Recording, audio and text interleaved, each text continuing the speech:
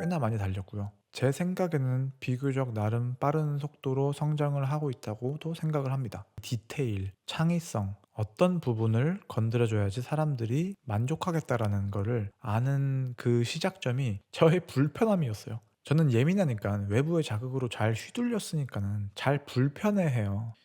이번 영상은 나 자기 자신이 예민하다고 생각하고 그리고 그거를 내 삶의 마이너스가 아니라 플러스로 만들고 싶은 분들한테 도움이 될 영상입니다. 먼저 이 세 가지에 대해서 해당되는지 한번 확인해 보세요. 첫 번째, 나는 예민함이 뭔지 알고 있다. 그리고 두 번째, 나만의 예민함을 받아들이고 있다. 세 번째, 나 그런 예민함 좋아한다. 만약에 여기서 세 가지 모두에 해당된다? 그러면 제 영상 안 보셔도 돼요.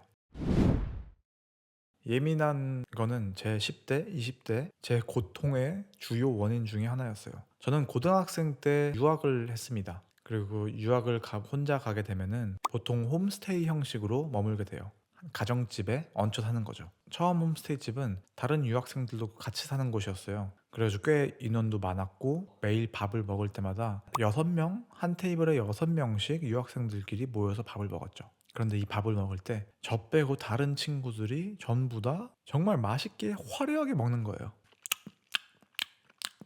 말소리보다 더 크게 느껴졌어요. 저는 특히 이 귀의 소리에 민감해요. 소리로 인해서 자극을 되게 잘 받습니다. 그래서 저는 밥 먹을 때마다 이 들리는 소리가 정말 미치도록 거슬리는 거예요. 정말 미치도록이요. 짜증이 올라오고 왜 저러나, 왜 밥 먹는데 저러나, 그 소리가 너무 듣기 싫었어요, 저는. 근데 여기서도 이제 예민함을 주체를 못하고 이런 올라온 감정과 생각 까탈스럽게 표현을 했죠. 저도 똑같이 소리를 냈습니다.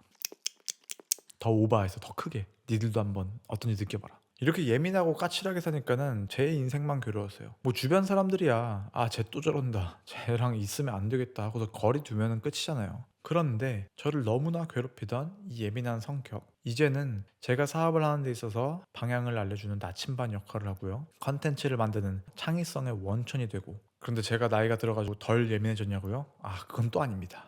자, 그러면은 달라진 거는 제가 이 예민함을 어떻게 대하느냐가, 그 방법이 다르면서 내 삶에 마이너스가 되던 예민함이 저만의 무기, 저만의 장점이 된 거죠.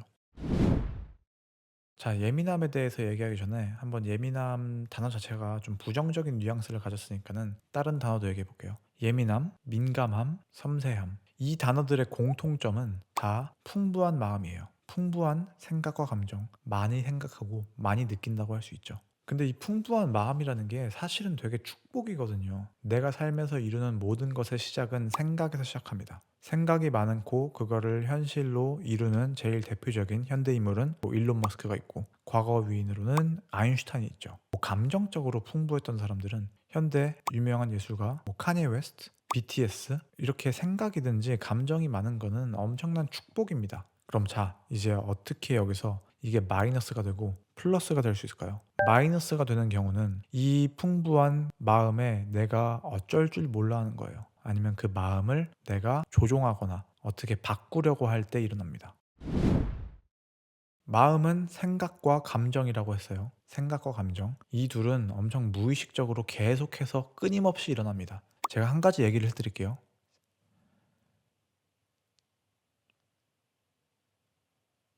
제가 이렇게 잠깐 얘기한다고 해서 얘기를 안 하니까는 속으로 뭐야 왜 얘기 안 해? 뭐 이런 생각이 올라오실 수도 있고, 아니면 뭐 아무 생각도 안 하실 수도 있어요. 근데 여기서 중요한 점은 어떤 경우였든 간에 그건 여러분이 선택한 게 아니에요. 여러분의 마음이 그냥 자동적으로 일어난 겁니다. 그래서 마음을 마치 파도에 비유를 해요. 바다의 파도는 계속해서 끊임없이 계속 있죠. 그 모든 파도가 뭐 좋은 파도도 없고 나쁜 파도도 없어요. 우리 같이 예민한 사람들의 풍부한 마음, 내 마음이라는 바다 속에서는 유난히 파도가 다양하다. 인생이 파도 타기라고도 볼 수 있죠. 그럼 그 파도를 어떻게 탈 수 있을까요? 어떻게 하면 잘 탈까요? 당장 바로 앞에 있는 파도가 뭔지 보는 거에서부터 시작하겠죠. 내 생각과 감정을 그냥 그대로 보는 거예요.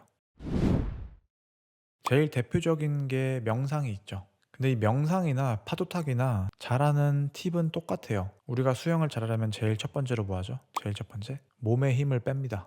요가를 해보신 분들은 아실 거예요. 그런데 내 마음의 파도를 보겠다고 매번 요가할 수 없잖아요. 사무실에서 요가할 수도 없고. 근데 그러자고 그냥 명상하니까 또 어렵고. 제가 그래서 브레스워크를 좋아해요. 왜냐면 브레스워크는 필요한 게 딱 하나, 그냥 숨만 쉬면 됩니다. 숨만 들이마시고 내쉬고, 언제 어디든지 할 수 있고, 단 2분의 호흡만으로도 내 몸의 변화, 그러면서 내 마음의 변화도 생기고요. 자, 이제 세 번째, 민감함에서 섬세함으로 가는 방법에 대해서 알아볼게요. 이때부터는 나의 그 풍부한 마음이 내 삶에 더 플러스가 돼서 연료가 되고 영감의 원천이 됩니다. 봉준호 감독이 한 유명한 말이 있죠. 가장 개인적인 게 가장 창의적인 것이다. 이걸 무슨 말인지 조금만 더 풀어서 얘기하면은, 나의 취향, 내 호불호를 확실하게 할수록 가장 창의적이다라는 거거든요. 저는 지금 명상, 호흡 운동 컨텐츠를 만들고 있어요. 좋은 반응 꽤나 많이 달렸고요. 제 생각에는 비교적 나름 빠른 속도로 성장을 하고 있다고도 생각을 합니다. 그래서 이번에 처음으로 3주 멘탈 마스터링 프로그램 진행했었는데, 다행히도 그리고 감사하게도 좋은 호응을 해주셨어요. 오프라인에서 진행하는 세션에서도 다 다시 하고 싶다, 재참가 의사를 밝히면서 연락처를 남겨주시는 분들도 대다수고요. 이렇게 제가 컨텐츠를 만드는 데 있어서 정말 이 디테일, 창의성, 어떤 부분을 건드려줘야지 사람들이 만족하겠다라는 거를 아는 그 시작점이 저의 불편함이었어요. 저는 예민하니까 잘 불편하기 때문에 어떻게 해야지 편안한지를 남들보다 더 그냥 직관적으로 아는 거예요. 내가 뭘 좋아하는지 잘 모르겠다 하신다면은, 내가 뭘 싫어하는지에 대해서 한번 생각해 보세요. 어떤 자극을 받을 때 싫어하는지, 그러면은 그 반대의 경우면 내가 좋아할까? 그런데 나에 대해서 아는 게 정말 무기가 될 수 있는 이유는 지금의 현 시대 상황 때문에도 그렇습니다. 저는 지금이 개개인의 퍼즐 맞추기 세상이라고 봐요. 무슨 말이냐면은, 전부 다 각자 필요로 하는 어떤 퍼즐이 있어요. 그게 연애든 내가 필요한 물건을 사는 무언가든, 내가 필요한 그 퍼즐을 맞추는, 대부분의 우리가 필요한 물건은 정말 저렴하게 고퀄리티 상향 평준화된 거를 살 수 있어요. 자, 그럼 여기서 사람들은 어디에다가 돈을 쓸까요? 내 색깔과 모양에 맞는 거를 따라갑니다. 어쨌든 대기업 못 이겨요. 어쨌든 우리는 우리만의 색깔과 모양을 최대한 잘 다듬어 가지고 우리랑 비슷한 사람들이 필요로 하는 거를 주는 거, 그렇게만 하면 됩니다. 80억 인구 중에 우리 색깔과 모양 같은 사람을 찾기 어렵겠어요? 어딘간 있겠죠. 이제 뭐 인터넷으로 다 연결되잖아요. 자, 오늘은 예민함에 대해서 얘기해 봤어요. 예민함이 어떻게 민감함이 될 수 있고, 어떻게 민감함이 섬세함이 돼서 내 삶의 연료이자 창의성의 원천이 될 수 있는 방법. 이 영상을 지금까지 보셨으면은 어디 가서 이 예민한 성격 밀리지 않는 분이실 거라고 생각을 해요. 그래서 마지막으로 제가 조그만 선물을 드리겠습니다. 뭐 별건 아니고요. 1분 동안 짧게 명상을 해볼 거예요. 근데 명상을 하는 목적은 나의 그 예민함을 최대한 활용해가지고 영감으로 가져올 법한 그런 명상이고요. 자, 그러면은 먼저 한번 숨을 크게 들이마셔 볼게요. 멈췄다가 길게 내쉬고, 자, 다시 숨 크게 들이마시고, 멈췄다가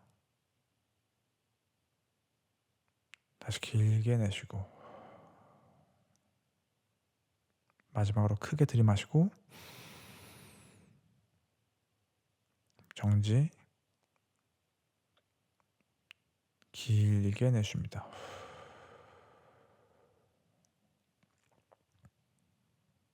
내쉬는 숨에 내 목과 어깨, 턱에 있는 긴장을 저 땅바닥으로 축 떨어뜨려 보고요. 내 발바닥이 느껴지는 감각도 한번 느껴봅니다. 딱딱한지 부드러운지. 아무것도 없다면 공기와 닿는 그 접촉을 느껴보세요.